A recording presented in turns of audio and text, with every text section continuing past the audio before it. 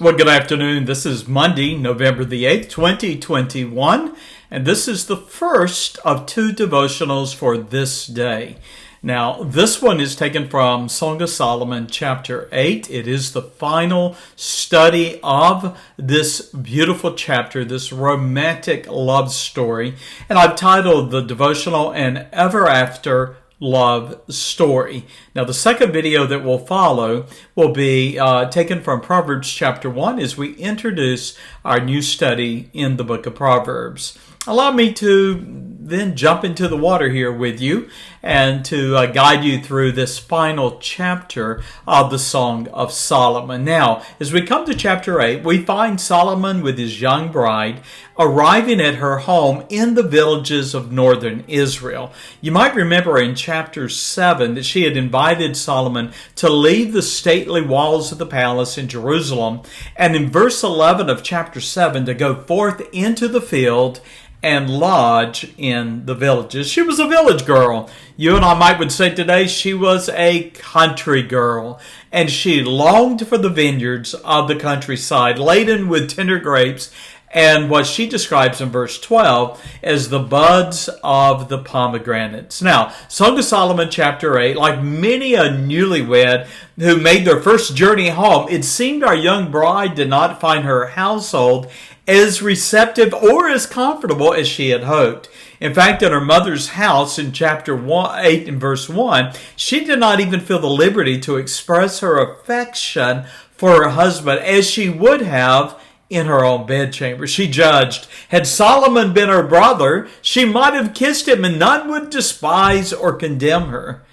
But there in her mother's house, she was introduced to her husband, the king. And we read in verse 2 that she caused him to drink a spiced wine of the juice of her pomegranate. Now, she had returned home. She had been a vineyard keeper. And so she no doubt was looking forward to Solomon sharing some of her beloved memories of her youth. Now, when it refers to in verse 2, wine, it also says of the juice. Now, the wine, generally throughout the Bible, contrary to what some would have you to think, the wine was generally unfermented juice. In fact, if you read through the writings of Solomon, especially in Proverbs 20, 23, and 31, he actually condemns drunkenness. And so, without a doubt, what this young bride is serving her husband is not fermented wine, but unfermented juice. Now,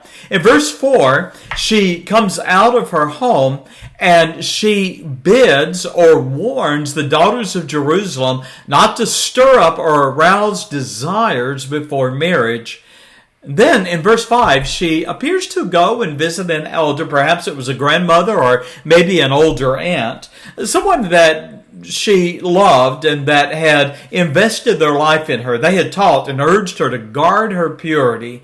And my, how God had blessed her. As a result of guarding her purity, the reward of her virtue was she was the prized bride of the king.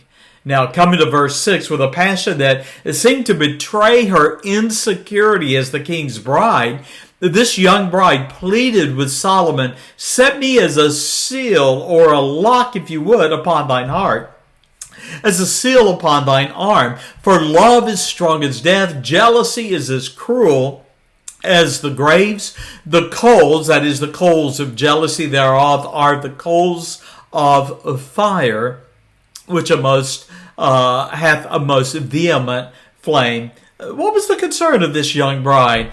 Well, it was, knowing the custom of kings of that day, that he would eventually take unto him a harem of wives and concubines. Her longing here was that she would always be at the forefront of Solomon's love.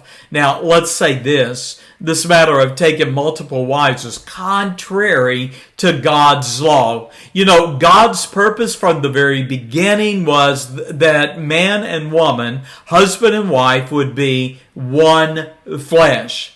God's plan there was never a reason or a cause for divorce. And in fact, if there is, even in this day, it is because of sin and the hardness of men's hearts. Well, Solomon quiets the fears of his bride, and he urges her to be assured that though flood waters might quench a fire, his love for her, verse 7, would never be quenched. Well, the young bride's brothers, it would appear in verse 8, identified as her mother's sons, not her brothers. The young brothers received this young wife and her husband, and they reminded her in verse 8 that they had been her protector. They had guarded her virtue. And as a result of that, they would have built a great wall to protect her virginity. Oh, that fathers and brothers today would share that same longing for the virtue of their younger sisters. Now, she responded to her brothers and reminded them that she had maintained the wall of her innocence. She had won the favor, verse 10, of her beloved, speaking of Solomon. Now, verse 11 would seem to indicate that the vineyard in which she had first met, Solomon had first met this young Shulamite woman, was the one perhaps that her family had leased from Solomon. But she had in chapter 1 and verse 6 also indicated that she had her own vineyard. While part of the business of going back home, we learned in verses 12 and 13 was that she leased out now to others, perhaps to her own brothers, her own vineyards. Verse 13, she rejoices to return back to the palatial gardens of Solomon. Now, this has been a beautiful love story, and one that is quite opposite of the love stories of our day. Hollywood has painted a picture of love and marriage that is fed by lust and is a far cry from what the Creator intended for man and woman. You know, our generation has sacrificed innocence and purity and pursued instant gratification and pleasure. And sadly, it would appear that the 21st century church is no better. The scriptures exhort believers to reflect in their marriage an earthly portrait of Christ's love for his church. What is that love for his church? It is a self-sacrificing, enduring, honorable, passionate love.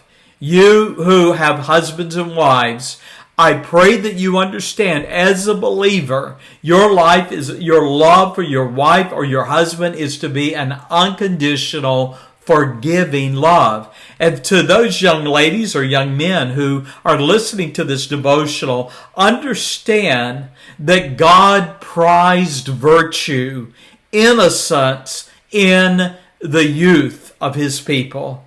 And I pray that you might do the same. God bless you. This video will be followed by a second devotional based on Proverbs chapter 1. God bless. Bye-bye.